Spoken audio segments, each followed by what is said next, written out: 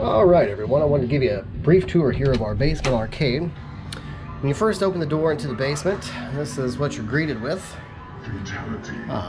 We've got a very nice collection of games down here, starting with Mortal Kombat 4.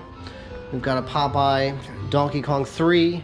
This is an actual red Donkey Kong cabinet, so I'm very excited about it. We've got Junior, we've got Donkey Kong, Asteroids Deluxe, Asteroids, Millipede, Pole Position in the corner. Next we've got a Tempest, Frogger.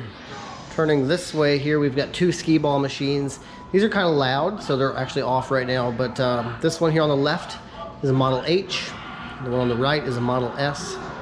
So it's kind of neat having both of them. They have different sounds to them, which is kind of interesting when you're playing them side by side. We've got a TV here that's LED lit, and we usually put on some 80s music videos. We've got a Neo Geo 4 slot. Currently it's got Bust a Move, World Heroes 2, League Bowling, and Prehistoric Isle 2. We have quite a few more games for this, but these are the ones that get played the most often right now, so they're in here. We've got Robotron, 2084, Joust. Lonnie McDonald just played this not too long ago, number 241. So that high score will be there for a while. Coming over here, we've got a Atari Player's Jacket that we kind of have set up there. We've got a Flintstones egg machine that my child absolutely loves. This is a Donkey Kong oil barrel. Used to have a glass top on this, and I had red Christmas lights that glowed underneath it, so it would kind of look like it was in the game. But for space, we had to get rid of it. Over here, we've got Galaga, which gets used quite often. We've got Miss Pac-Man and Pac-Man. The exciting thing about these two, at least in my opinion, is that Pac-Man is slow and Miss Pac-Man is fast. So you can get a taste of both if you want to, but at least it gives you a little bit something different.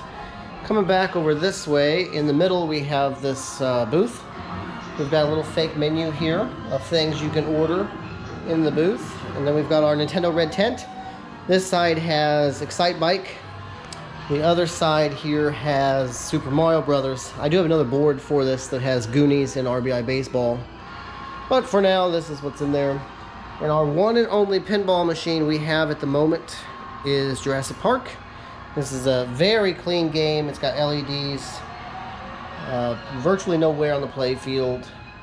So I'm very excited to have this game. This is my holy grail of games, right up there with Tron. So before, I want to go a little bit more detailed into each game for those who want to know more about it. And for those that don't, this is our storage area over here. There's not that much more, but I'll show you. I do have this Tron here. This Tron is currently being restored.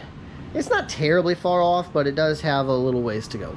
So it'll get there. This monitor, though, is very nice. It's a great monitor in here. And for the most part, it's not in bad shape. There's a dart machine over here.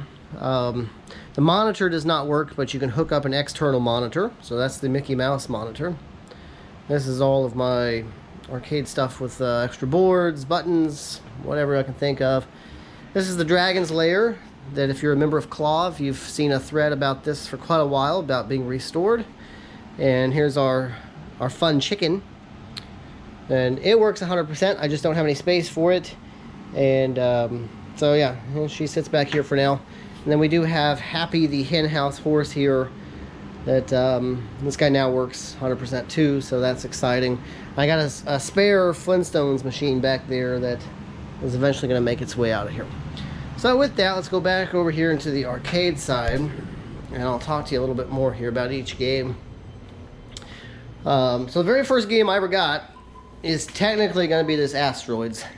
This is the second Asteroids I ever had. The first one was considerably worse. I spent months trying to figure out how to fix it. Couldn't fix it. Sent the boards off to be repaired, and while they were being repaired, this Asteroids came up for sale. I got it home, and from spending so much time trying to fix the other Asteroids, I knew what was wrong with this one. So a $5 part from Radio Shack at the time, and this Asteroids was alive. So I was able to sell the other Asteroids with a working set of boards And so that was the first game right there. The second game here would be Donkey Kong Jr. And this game gets a lot of love down here. I absolutely love this game. And I mean, there's not much to tell about it. It's exciting to have the full collection of Donkey Kong Jr. and Donkey Kong 3, especially having all 3 cabinets. Donkey Kong, when it originally came out, was in a red cabinet. It was a converted radar scope. And then once Donkey Kong became popular, they put him into the blue. So this red cabinet here is a very, very early Donkey Kong that at some point an operator converted to Donkey Kong 3. And someday I'd like to move Donkey Kong into the red one and Donkey Kong 3 into the blue one, but it's easier said than done. Doesn't take a lot of time, but it's just, for right now, being in my private collection here, it doesn't really do much. Popeye is a game that that was a weird one. This is my second Popeye. I love this Popeye. It's in great shape. The first one I had, I could never get the monitor to sync properly. And I ordered a brand new cable for it and couldn't get it to sync properly. I traded the game for a 2-slot Neo Geo, and I was so mad because that guy got the Popeye home, put on a new video cable, and it worked fine. So it turned out the brand new cable that I ordered was actually not functioning properly. And that was the whole reason I could never get my Popeye to work. So because of that, it became a vendetta to get a new Popeye. And I got this one. My grandpa drove with me to Nebraska to get this thing, so it's one of those ones that will just never leave the collection. Needs a cap kit pretty bad, so does Junior. But I love Popeye, great game, and I'm so thrilled to have that. Mortal Kombat 4's, I think, the newest thing that we've got down here. This I came across at an operator's warehouse. It was priced that it was priced that you couldn't beat it, and it was a converted balloon, and all of the original Mortal Kombat stuff was inside. So all I had to do was take out the balloon stuff, and here it was. I mean, this overlay here is still the original. You can see there's a little bit of peeling there, but they just put a black mat over the top of it, and it just came right off. And so we had we had Mortal Kombat 4 just like that. Millipede was traded.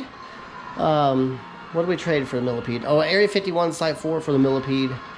I love Millipede. It gets quite a bit of play down here. Pole Position I've had for a bit. It does not get a lot of play. I don't want to get rid of it because it had tokens inside from Cave of the Winds, Colorado. And as a kid, I went to Cave of the Winds all the time.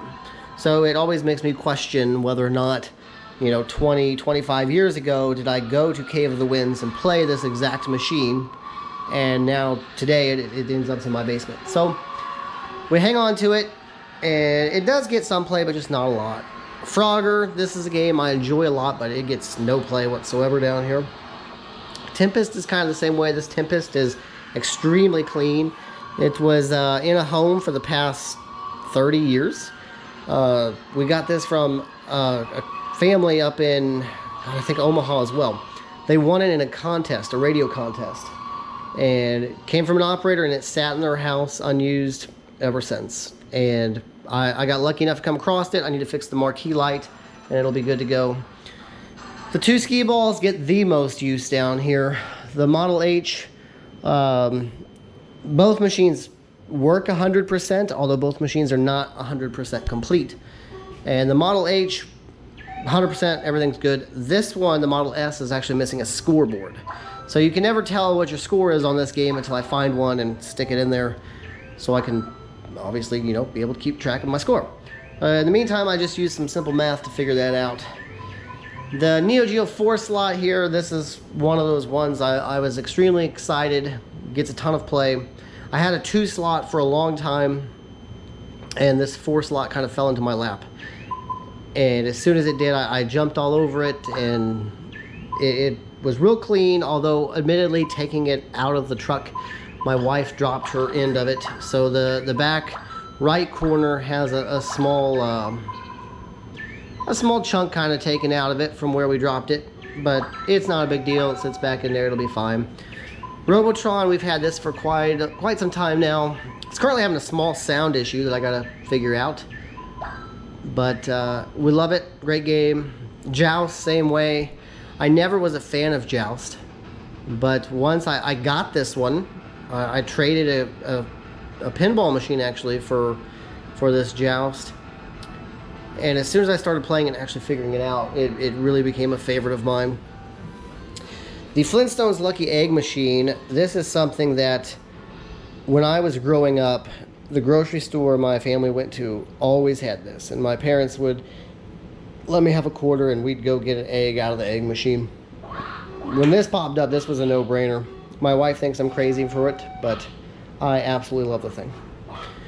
Galaga, this is the second Galaga we've ever owned. This one is about as pristine as you could get, in my opinion. It's all original, unrestored. You can't see any of the side art, unfortunately. That's where it's at. But it's all complete. It's all perfect. There's no swelling of this cabinet in any way. There's a little bit of paint peel along the edges and a little bit of peeling here along the front. So I guess I shouldn't say it's mint, but the cabinet-wise itself, it is in great shape. The monitor's great, the board's great. Yeah, love the game. Miss Pac-Man, this is, I think, the fourth game we ever got. And we paid very little for this game. Worked 100% when we got it. And this overlay, it had a Willis overlay. It was a really cool overlay, honestly. I wish I had it back. This is a reproduction. My wife got me this reproduction for my birthday one year. I love it. I will never get rid of Miss Pac-Man because of that reason, but that Willis overlay was really cool. So I do kind of wish I had it back. Pac-Man here, this actually came up about 5 minutes from my house. And it was like $300. I couldn't say no. I didn't have a Pac-Man. And the only problem it had was it would, if you tried to push it to the right, it wouldn't go. It would always, I guess it would go. Let me rephrase that. As soon as the game started, Pac-Man was always going to the left, no matter what. If you, obviously he goes anyway, but if you just let go of the stick, he was always trying to go to the left. And if you pushed him to the right and let go of the stick, he'd go right back to the left. That took me quite a bit of time to figure out what that was, and it was something so incredibly easy that I'm kind of disappointed in myself. But the switch on the joystick, somebody took it off to try to fix it and put the two contacts together, sandwiched in between the wood. So when it would touch the third contact, it was already touched. The two pieces, the positive and the negative, were on the same. They were always touching, and that's what it was. So once I just put the pieces in the correct order, this game started working fine. Jurassic Park here. I think we got this the day after Christmas, 2019, and we went to Omaha for this thing. My wife knew I wanted one for a long time. We happened to be in a spot where one came up and we could afford it, and we have not regretted this game ever since. It has been pretty flawless. I had a problem with the switch that was my fault. As soon as we got that fixed, this game's just been reliable. The Red Tent is another game that I love that will probably never leave. Went to Omaha for this one as well. I live just outside Kansas City, by the way, so Omaha's about a 4-hour drive from here. This one's in great shape. I got a great deal on it. A dear friend of mine sold this to us, and it's just been a reliable machine. It does need a cap kit pretty bad. You can see that the words are not real clear on it, and I know you're getting some lights behind it there, but the words are not super clear. It needs a cap kit. I don't want to do it, and that's why it's needed a cap kit for several years now. That's about it down here. We've got a small arcade sign. We've got a couple of knick-knacky things sitting around. There's a red Yoshi. There's a claw machine. I do have a claw machine. That's upstairs. This is a Bally's Aladdin's Castle mug that sits on top of our DK3. Behind the machines here, we've got a Pac-Man banner. There's a Star Wars banner. I do have a Zookeeper banner as well. It's just not hung up. And then over here on this wall, we have a huge banner that says "Live Amongst the Stars, Constellation City." And I think that's about it. That's a pretty good tour of our basement arcade here. And if you have any questions, feel free to leave a comment. Otherwise, I hope you've enjoyed it, and hopefully it incites you to create a collection of your own or something that you're passionate about.